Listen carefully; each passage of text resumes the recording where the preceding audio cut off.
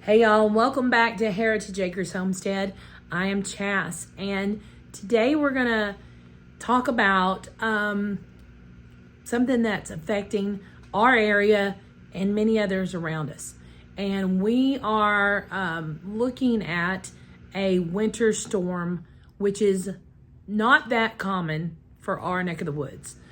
We do get snow here and there, but it's usually very, minimal. Our area is not equipped for snow in large amounts. We just don't get it. So it's a big deal when it comes our way. But there are some things I thought that would be beneficial to talk about for those who may not be like me, who, let's just say, this is for those of you who may not have the mindset of preparedness all the time. And I know there's lots of people out there that don't give it a rip, a thought, that it's just, emergency situations. That's when they think of it. So you might think that I'm too late, there's nothing I can do. But I think that by going over a few things that are just maybe common sense and beneficial, that we can talk about some things that even those of you who don't live this way, you could help yourself and your family if we do indeed get a good storm out of this. Meaning, like, if we lose power, if we can't get out for a few days, those kind of things. I think this would be a beneficial topic to talk about, just ways that you can prepare today. This is for people who are not thinking ahead long term and are like, oh no, something needs to be done because I don't want for my family to be hungry or cold or, whatever. And I need to do something about it right now. All right, so I'm going to give you, and I don't know how many is going to be on this list, but it's going to probably be 10 or less. I'll count them up afterwards and say my 8 tips or whatever. And so let's just talk real quick about some things that I'm doing, even though this is my mindset at all times. The first thing, my mama and daddy always told me if there was some kind of weather, we were always told to get gas in our car. Don't run around half empty. Don't run around with just a little bit in there. Fill your tank. So I'm telling you, fill your tank. Get your gas, and because maybe you do lose power and you need to get somewhere to be warm. You need gas in the tank. A lot of people run on fumes most of the week, and it's just dangerous. If there's going to be inclement weather, have gas in your vehicle. I'm just saying that as Mama Chasity saying it to you. That's what I suggest. One main thing you're going to want to think about is how to stay warm. Of course, you want to have adequate clothing. You may even have to really layer up, especially if the power goes out. But have that adequate clothing to make sure you're warm as possible. Blankets, coats, sweatshirts, sweatpants, layers, all those kind of things are beneficial to making sure that your body retains heat. If our power were to go out, which is possible because they're saying it's looking like rain to ice to snow to ice again. So that means ice usually builds up on the power lines. Power lines come down, lose power. I hope we do not. But if we do, here's what we will do. And this maybe it'll give you some ideas. I've got plans of partitioning off our home. We live in a home that has been built on many times. It's got sections of the house that were added on this year and that year and every year, and so there's lots of, it's not a one cohesive, floor plan. It's a lot of add-ons. So what I would do is I would partition off the house going towards the kids' rooms. I would partition the house off going towards my bathroom, bedroom area. And then I would concentrate the heat source, which we have a gas stove or a gas heater. That way the gas would be concentrated in one area instead of trying to reach. And it doesn't reach the house. We have central heating and air, but we also have the gas as a backup. And we use that gas quite a bit to keep warmth throughout the house. And then in the extremities, the kids have heaters in their room because I like it cold to sleep and they like it warm. So they have little heaters in their rooms, which are just electric. Of course, those aren't going to work if we have no power. So that's why I say I would partition off the rooms and keep it isolated or keep it concentrated in the main living room area. And I would do that by just hanging quilts. You could do plastic or whatever, but I think we've always just put a quilt up and tacked it up in the corners and let it come all the way down to kind of seal off that area. It's not, of course, it's not, airproof. Air will go through, and we leave it open that way. If we need to get in there, we can. But that's one thing that we do. So making sure you have your blankets and coats and long underwear and all that is one big thing. Another is to figure out how you're going to cook. Now, we do have some gas in here to heat the home, but we don't have gas to cook with, which, kind of is a bummer. My daughter has gas to cook with, which is great. If they were to lose power, they would at least have something to heat their home with, which is very beneficial. So what I've done is I've put our little camp stove on the porch. Now, we do have it normally back here by the back door, but that back door now is partitioned off because it's drafty. So I've already put a quilt up to seal that off and keep that draft out of the house. And so we won't be using that until I take it down. So going back there, I could still do it. I could still go around the house. But if it's raining, snowing, super cold, I don't want to go out as far as that. Plus, it's not covered.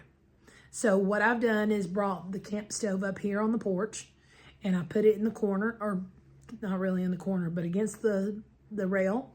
And if I need it, I will bring it out kind of toward the middle, and I'll cook on there. I'm getting ahead of myself. I was going to talk about food, but we're not going to go there yet. So that's an option. That way it's covered. I'm not having to go too far to cook out there, and I can come in and out and warm up if I need to and go out and cook. So that's the way. If we do lose power, that's my plan. I'm going to show you my little setup here in a few. I'll take you out there and show you the porch, show you my camp stove that we just put up there. But I don't have it set up yet. I just have it up on the porch. All right, here's our little camp stove. And like I said, I will work here under the cover of the porch if I need to for cooking should we lose power. It's not a fancy setup. I do have a little griddle if I decide to make pancakes or if we want to do hibachi or anything like that. Grilled cheese sandwiches. I can put a pot of soup on, anything. Yeah, we have a way of cooking should we need it. And like I said, I took it off the back patio and brought it out here that way, or up here. That way I have easy access and can stay very close to the house. But then, of course, you want to think about food. Now, I have all my canned food, which equates kind of fast food, because the majority of it is cooked or par cooked. So you don't need to do a whole lot more preparations for that food that's on the shelf. I also have a working pantry, and we talked about this in past videos, and I suggest that if you have time, go back and watch those if that's something that interests you. But I keep a working pantry, that way I can just go and pull this and this and this. Okay, there's a meal I can put together pretty quickly. Now, of course, we go to the grocery store and get things that we want to eat, or our supplies to make a dish we want. But I also keep a running supply of things that we can have and we can cook. I also have meat in the freezer as well as on the shelf. So there's things like that. My thoughts for tomorrow, because we're supposed to start getting the ice and the snow early on, is I plan to put a roast on first thing. Gonna go in the crock pot. If the power goes out, I will take it out of the crock pot. I will put it in my little granite ware or my little Dutch oven. I'll put it on the camp stove to finish it off. But roast, potatoes, onions, carrots, mushrooms, all that gonna be in there. It's gonna be like pretty much an all-in-one. I will cut up some cabbage for coleslaw when it gets closer to time to eat. And that is a good meal. It also can be used with the leftovers. I almost always turn my leftovers into barbecue. So then tomorrow or the next day, we have barbecue sandwiches for Saturday's lunch. Again, I can throw that in the crock pot to keep warm if I need to, or I can put it on the camp stove if we lose power to warm back up. That way I'm kind of hands off in the kitchen, but also thinking ahead to make sure we have food that is easy, accessible, and nourishing and filling. If we were to lose our power, or we got to eat. Everybody's got to eat. So thinking ahead on the food preparation is really a smart thing to do. I know my mom is making a big batch of chili, and then they can have it several ways. They can eat it with like chili and sandwiches, or they can have a hot dog with chili tomorrow, things like that. Think of double duty uses. I think that's a smart move, especially for weather that could be tricky. Make sure you have yourself some flashlights, maybe a weather radio, things like that. A portable phone chargers that don't rely on power. All those things are good things to have, and things that we need to, just keep. It's not out of the world crazy, and doomsdayer to think of these things. It should be normal. It should be commonplace for us to think, okay, if we lose power, we could use some candles. We should have some battery operated flashlights. We should have some chargers that don't take being plugged in for our phones, because that's how we communicate to the world now. Phones are in our lives. So let's be smart about it and have them available so we can reach out should we need help. Because, when the winter weather happens, because it's so rare here, we do get a lot of trees that break off limbs, and, who knows what else could happen. People, man, let me just tell you, when I was a kid, my dad, I know he always liked to aggravate us because we loved snow days. Still do. My sister and I love snow days. We get so excited. And my dad's biggest thrill on snow days was to take out the 4-wheel drive and go pull people out of ditches, because that's what he did. He would go up and down the roads pulling people out of ditches.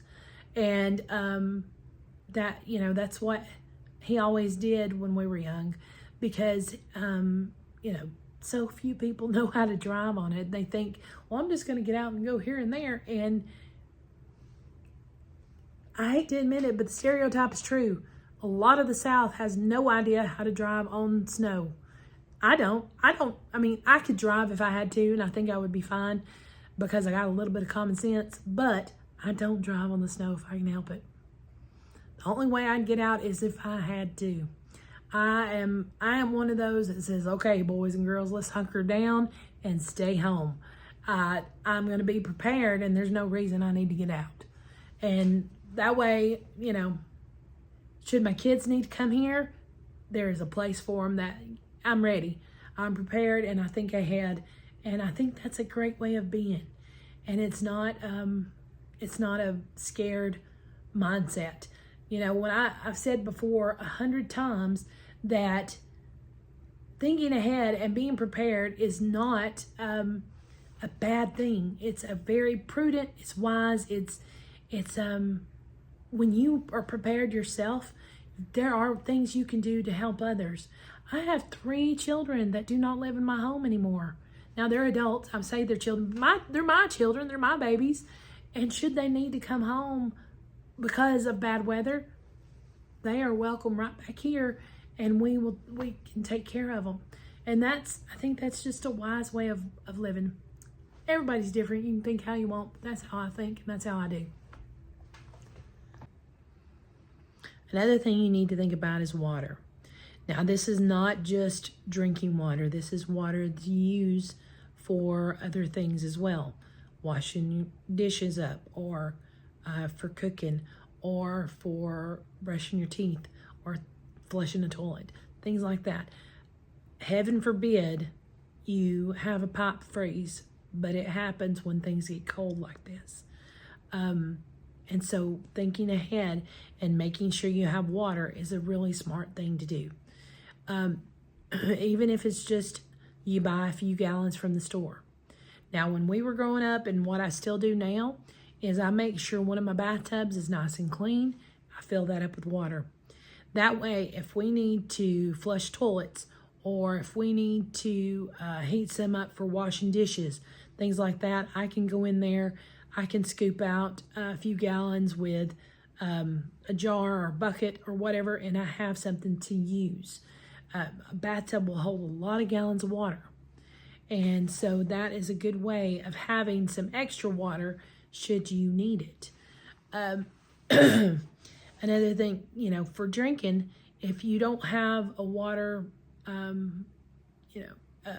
readily available, have you some gallons of water, have you some bottled water, things like that on hand. I'm not saying go and buy, 45 gallons of water, but having some will be smart. I will have my bathtub filled, even though I will have the Berkey full, even though I have some other ways for having water. I bought a few gallons of water too while I was at the store. It's just good to be prepared.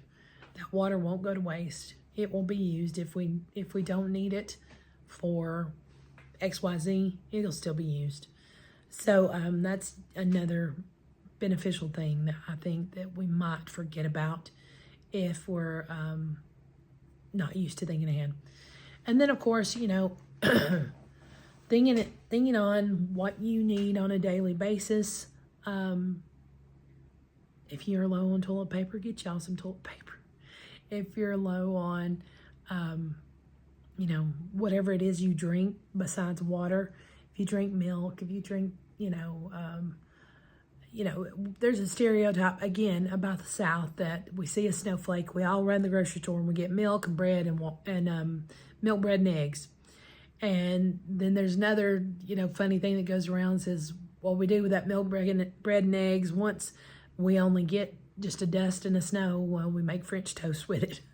And so, which is a great thing. I love French toast bakes when we have snow days. And that's one thing that I do. Instead of making individual French toast, I usually put it in a casserole dish, and I just crumble up all the bread, and then I pour my custard mixture over the bread, and dab it with some butter, put it in the oven. And it makes a wonderful meal that's a whole lot easier than standing and flipping French toast all day, even though that's good too. The temperature's dropping, and I wanted to add a few other things to our video this week, so I decided to just sit here while I was editing and add them this way. Keep your extremities warm. Keeping your head covered, keeping your feet nice and warm, those are big things. I know that it sounds like, like grandma talk, and I guess it's okay because I am a grandma now, but a lot of things I think we've gotten out of the habit of that were just good common sense, proactive things to do. And keeping our heads and our feet warm, those are big things. When we were kids, because like we didn't have snow boots, because again, we're in the South, and snow boots were just not, something to invest in. Muck boots, rain boots, yeah, but snow boots, no. So what we would do is we would put on our socks. You'd put one layer of sock on.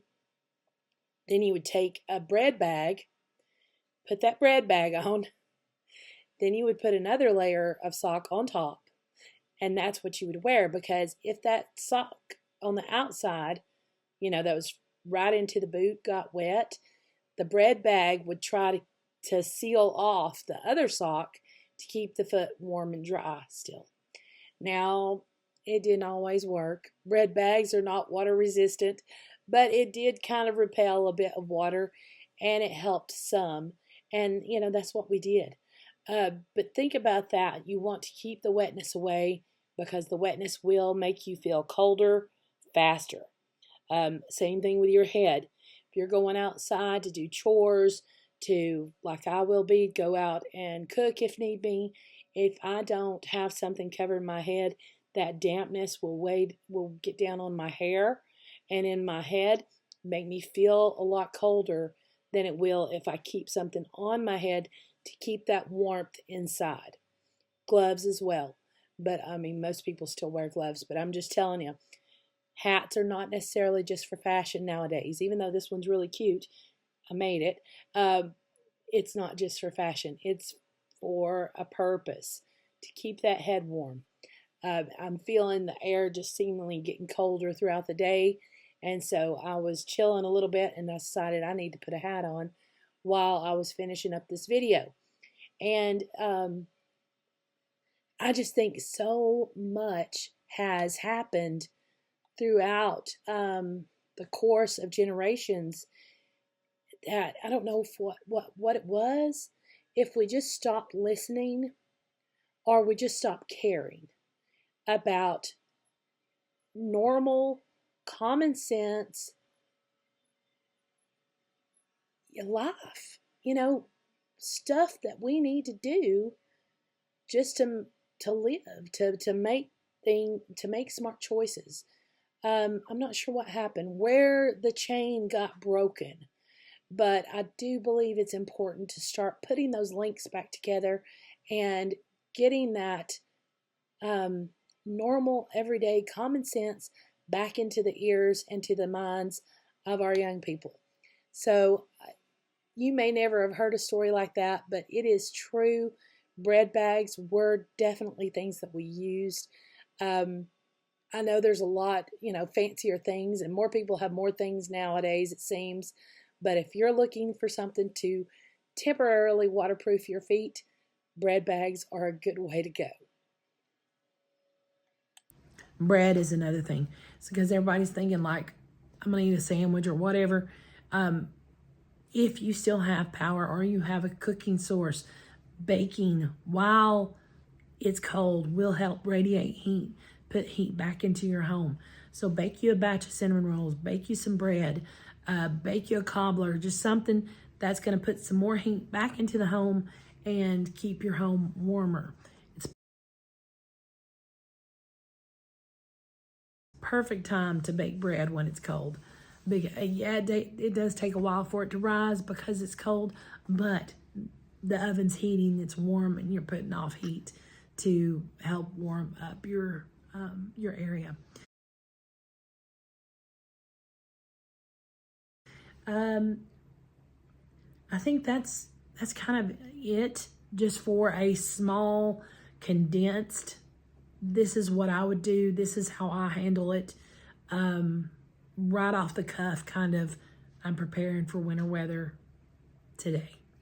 So hope that helps you, and you could use some of these tips or these ideas, and that you will go into this winter weather that we are about to go into with a little more preparedness and comfort for you and your family. Stay well, stay warm, and hopefully if you are in the weather's path, that you will get some beautiful snow and be able to enjoy it like we hope to. And just God bless you. Stay safe. Until next time. Bye-bye.